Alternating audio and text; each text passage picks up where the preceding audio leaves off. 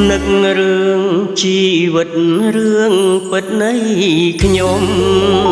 ពីតូចដល់ធំរួចជុំគ្រួសារលុងវ័យ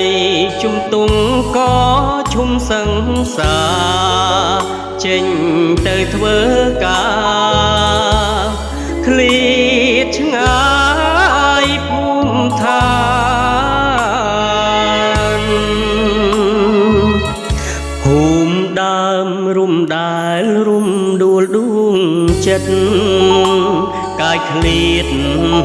ឆ្ងាយពិតតែចិត្តដិតដា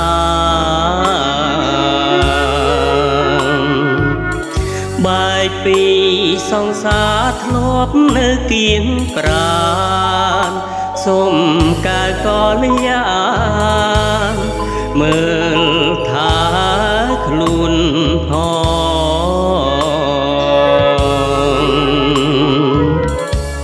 មកដល់ស្រុកគេខំប្រឹងធ្វើការតែអង្គនេះចាស្នេហ៍ของបំណងកំហុសគ្រប់យ៉ាងគឺមកពីបងយល់រឿងខុសឆ្គងសូមអូនបែកគ្នា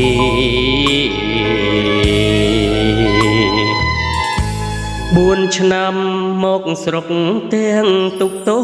ម្នេញរត់ពើសំឡាញ់ចាញ់ចិត្ត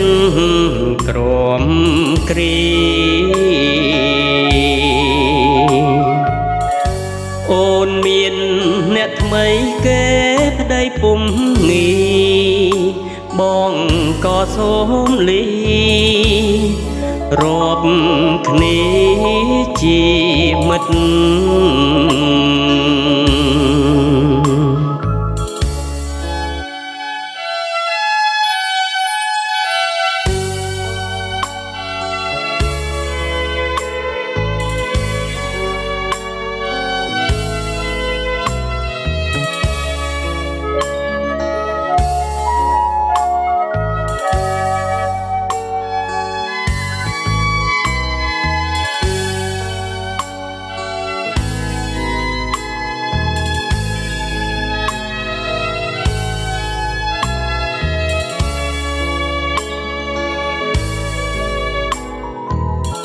មកដល់ស្រុកគេខំប្រឹងធ្វើការតែអង្គនេះចាស្នេហ៍ของបំណងកំហុសគ្រប់យ៉ាងគឺមកពីបងយល់រឿងខុសឆ្គងសូមអូនបែកគ្នា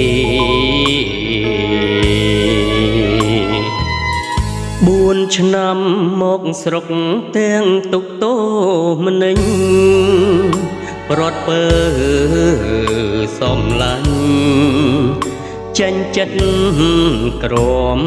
គ្រី